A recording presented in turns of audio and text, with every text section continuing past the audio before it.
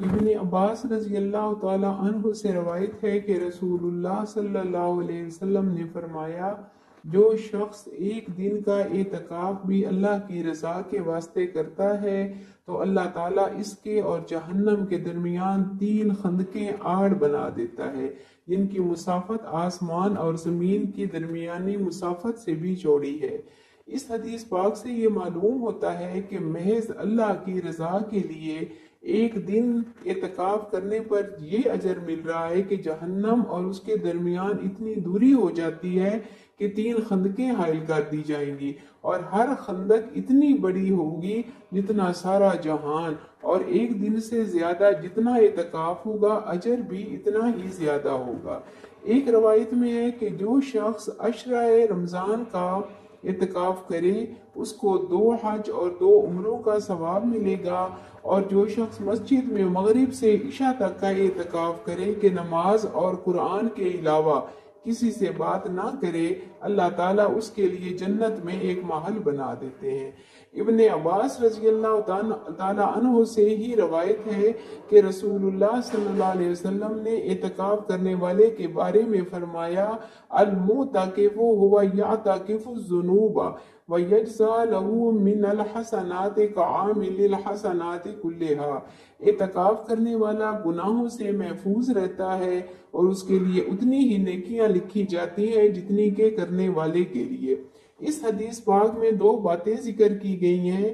پہلی یہ کہ اعتکاف کی وجہ سے گناہوں سے حفاظت رہتی ہے، ورنہ اکثر ایسے موقع آ جاتے ہیں کہ انسان نہ چاہتے ہوئے بھی گناہ میں پھسل جاتا ہے، اور رمضان کے مبارک لمحے نافرمانیوں میں گزر جاتے ہیں۔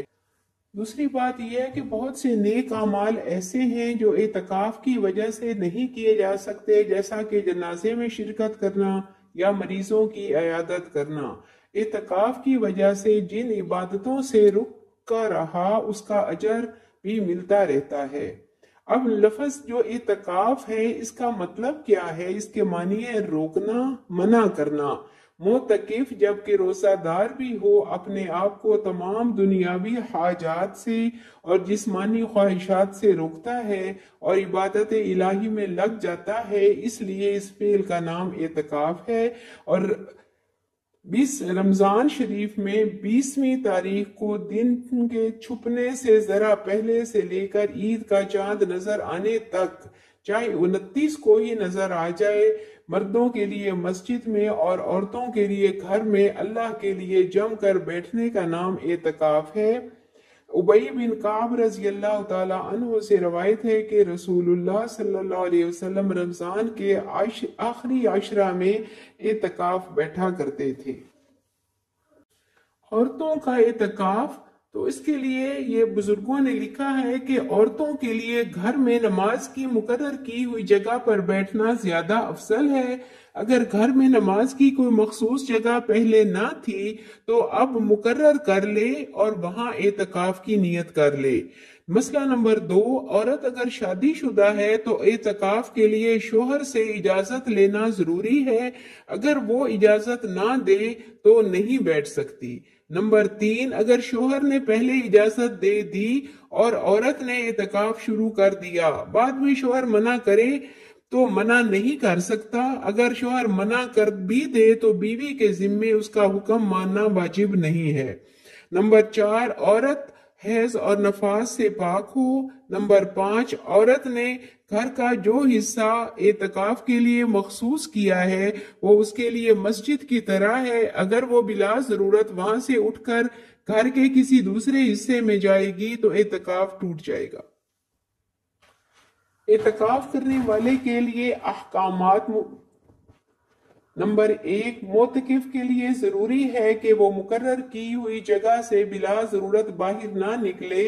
جن وجوہات کے لیے نکل سکتا ہے وہ یہ ہے۔ نمبر 1، غسل واجب کے لیے۔ غسل واجب کے علاوہ چاہے وہ جمعے کا غسل ہو یا ٹھنڈک لینے کے لیے مسجد سے نکلنا، یہ جائز نہیں۔ ٹھنڈک کے لیے مسجد میں ہی اپنے اوپر ٹپ وغیرہ منگوا کر پانی ڈال لے، لیکن پانی مسجد میں نہ گرے۔ نمبر 2، وضو کے لیے۔ मोतकिफ के लिए हर वक्त बावुजू रहना मसनून है। नंबर 3, पेशाब व खाना के लिए। नंबर 4, जिस मस्जिद में एतकाफ बैठा है अगर इसमें जुम्मा नहीं होता तो जुम्मा के लिए दूसरी मस्जिद में जा सकता है। नंबर 5, दूसरी मस्जिद में कुरान पाक सुनाने के लिए जा सकता है अगर बवक्ते एतकाफ इसकी नियत की थी, अगर नियत नहीं की थी तो नहीं जा सकता। नंबर 6, खाना लाने के लिए अगर किसी को ऐसा आदमी मुयस्सर नहीं जो खाना ला कर दे सके तो मस्जिद से निकलकर खाना लाना जायज है, लेकिन फजूल वक्त जाया ना करे। जिन बातों से एतकाफ टूट जाता है वो ये है। नंबर 1, एतकाफ की जगह से बाहर निकले, खा जानबूझकर निकले या गलती से, और चाहे एक लम्हे के लिए ही निकले। नंबर 2, कोई शख्स अपनी जायज जरूरत के लिए बाहर निकला फिर बिला वजह कुछ देर के लिए बाहर ही ठहरा रहा। नंबर 3, किसी की जान बचाने के लिए बाहर निकला, मसलन डूबते को बचाने के लिए या आग बुझाने के लिए, तो भी एतकाफ टूट गया। इन सूरतों में गुनाह ना होगा, बल्कि जान का बचाना जरूरी है अगरचे एतकाफ टूट भी जाए। नंबर 4, अगर जरूरत के लिए निकला मगर रास्ते में कोई कर्ज लेने वाला लोग रोक ले और मस्जिद तक पहुंचने में देर हो जाए तब भी एतकाफ ना टूटा। नंबर 5, अगर किसी को जबरदस्ती मस्जिद से निकाल दिया जाए तो भी एतकाफ ना रहा। नंबर 6, रोजे के तोड़ देने से भी वाजिब और सुन्नत एतकाफ टूट जाता है, ख्वाह रोजा किसी उज़र से तोड़ा या बिला उज़र। अगर रोजा याद नहीं रहा तो भूल कर खा पी लिया तो ना रोजा टूटा और ना ही एतकाफ। एतकाफ में ये बातें जायज हैं। नंबर 1, सहरी अफ्तारी के वक्त खाना पीना। नंबर 2, सोना। नंबर 3, बाल और नाखून कटवाना जबकि मस्जिद में ना गिरे। नंबर 4, कपड़े बदलना, खुशबू लगाना, तेल लगाना। नंबर 5, कुरान मजीद पढ़ना या पढ़ाना, इल्म दीन सीखना और सिखाना।